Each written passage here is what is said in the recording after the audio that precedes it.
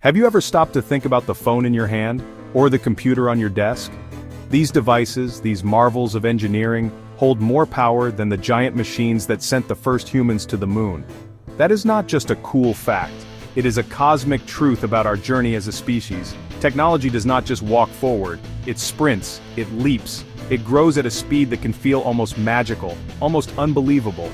What was science fiction just a few years ago is now part of our everyday lives. This incredible pace of change is a fundamental force, like gravity. Think back just a few decades. A telephone was a big, clunky thing stuck to a wall with a cord. A computer filled an entire room and had less memory than a modern greeting card that plays a song. Today we hold the entire repository of human knowledge in the palm of our hands. We can talk to someone on the other side of the planet face to face in an instant. This acceleration is not slowing down. In fact, it is speeding up. The universe of electronics is expanding and we are all along for the ride. The engine driving this incredible journey is human curiosity. It is our innate desire to ask what if? What if we could make things smaller? What if we could make them faster? What if we could make them smarter? These are the questions that have propelled us from chipping stones to splitting atoms, and now, to building intricate networks of silicon and electricity. Every new gadget, every breakthrough is a testament to our relentless quest to understand and shape the universe around us. Let's zoom in on the electronics we use every day. At the heart of it all is a simple idea: making things smaller and more powerful. This is a trend we call miniaturization. Think of it like this. Your smartphone is a library, a movie theater, a post office, a powerful camera. This was not achieved by magic. It was achieved by countless scientists and engineers, figuring out how to shrink the tiny switches called transistors. The smaller the switches, the more you can fit onto a single chip, the more powerful your device becomes. This relentless shrinking has followed a pattern, Moore's law. The number of transistors on a microchip doubles about every 2 years. That's been rocket fuel for the digital revolution. That's why your laptop is faster than the one you had 5 years ago. That's why games look almost real. We're packing intelligence into tinier spaces, turning massive machines into tiny titans. But what does this mean for you? The power to create, learn, and connect is becoming more accessible. You don't need a giant lab to edit a film, or to compose a symphony. You can do it on a tablet in a park. Power once reserved for corporations is now with billions of people. We are becoming creators. We are becoming broadcasters. All thanks to these tiny, powerful engines we carry. And this trend isn't stopping. Now let's talk about something truly cosmic: artificial intelligence, or AI.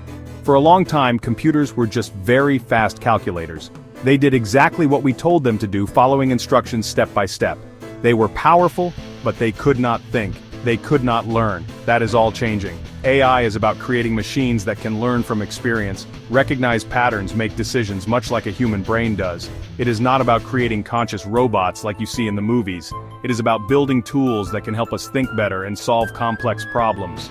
Think about how you learn to recognize a cat. No one gave you a list of rules, like if it has pointy ears, whiskers, and says meow, it is a cat. You just saw lots of cats and your brain figured it out. That is how modern AI works. We show it millions of pictures of cats, and it learns to identify a cat on its own. This ability, called machine learning, is the engine behind AI. It is what allows your phone to sort your photos, your favorite streaming service to recommend a new show, or your navigation app to find the fastest route through traffic.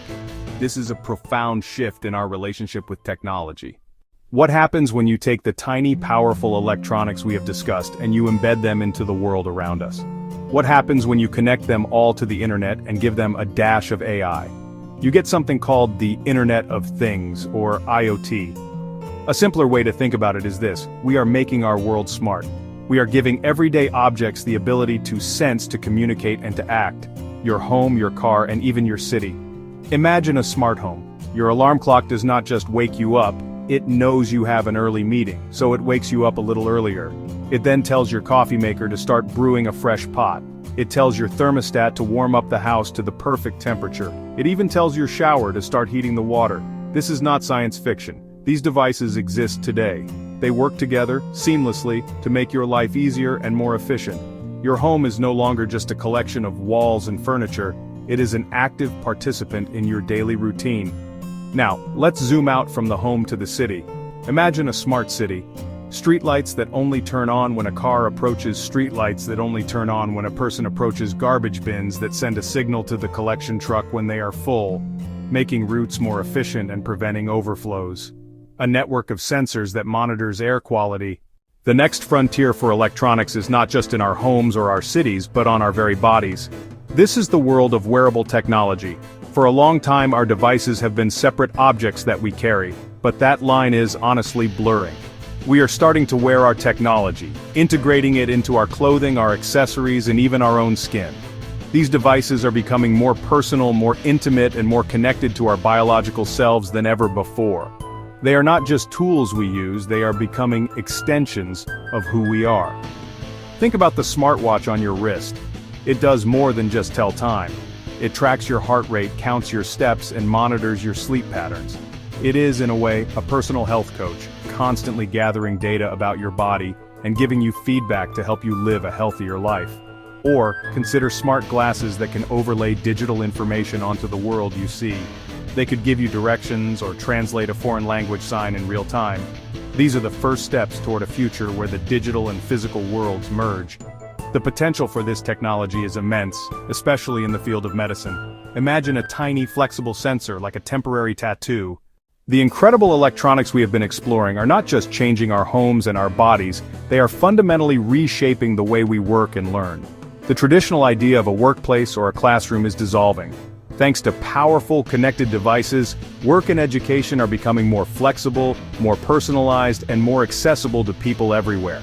We are breaking down the physical walls that have defined these activities for centuries, opening up a universe of new possibilities for collaboration and discovery. Let's consider the future of work. The 9-to-5 job in a central office is becoming just one option among many. With high-speed internet, powerful laptops, and collaborative software, people can work together effectively from anywhere in the world. A team could be spread across several continents, collaborating in real time on a complex project using virtual reality meeting rooms. AI assistants could handle routine tasks like scheduling meetings and answering emails, freeing up human workers to focus on more creative and strategic thinking.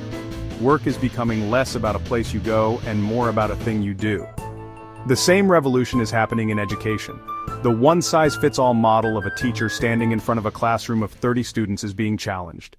Let's try to imagine what a typical day might look like in this not-so-distant future. Let's say in the year 2040, you do not wake up to a blaring alarm. Instead, your smart bed senses that you are in a light stage of sleep and gently wakes you with simulated sunlight and the soft sound of birds. The walls of your bedroom, high-resolution screens, display a serene forest scene. A tiny patch on your arm, the health monitor, has already sent your vitals to your personal AI health assistant, which confirms you are well rested. You walk into the kitchen, your coffee is waiting, brewed to your exact preference. As you sip, the day's news and your schedule are projected onto the counter. Your AI assistant briefs you on tasks highlighting a collaborative project with a team in Neo-Tokyo. You put on lightweight AR glasses and your living room becomes a shared virtual workspace. Holographic colleagues appear around a three-dimensional sustainable building model, and you manipulate it with simple hand gestures. For lunch, your smart fridge suggests a recipe based on the ingredients you have and your nutritional goals. It projects step-by-step instructions onto the cutting board. In the afternoon, you take a learning break. As we stand on the brink of this incredible future, we must also pause and look up at the stars. Not just the stars in the night sky, but the metaphorical stars of our own creation. With great power comes great responsibility. The same technologies that can connect us, heal us, educate us, also raise profound questions that we, as a species, must confront together. These are not just technical challenges, they are ethical and philosophical challenges. They force us to ask fundamental questions about what we value and what kind of future we want to build. One of the biggest questions is about privacy. In a world where everything is connected and constantly collecting data, from your smartwatch to your refrigerator, what happens to our personal space? Who owns all of this data? How is it used? How do we ensure that this powerful network of sensors serves humanity without becoming a tool for surveillance or control? Finding the right balance between the convenience of a smart world and the fundamental right to privacy is one of the great challenges of our time. We must design these systems with our values. We have taken a journey from the tiny transistors in your phone to the vast, interconnected smart cities of tomorrow. We have seen how electronics are evolving from simple tools into intelligent partners augmenting our bodies and our minds. The future that is rushing toward us is filled with wonders that will redefine our world in almost every way. It promises a world that is healthier, more efficient, more connected, and filled with more opportunities for learning and discovery than ever before in the history of our species. This is not a future to be feared. It is a future to be curious about. The story of technology is the story of humanity. It is the story of a curious species on a small, rocky planet, looking up at the cosmos, constantly striving to understand more, to do more, and to be more. The electronics we are building today are the next chapter in that epic story. They are the tools that will help us solve our greatest challenges and unlock our deepest potentials. They are the ships that will carry us on our next great voyages of discovery, out into the universe, deep into the nature of consciousness itself. You do not need to be a scientist or an engineer to be a part of this journey. You are already a part of it.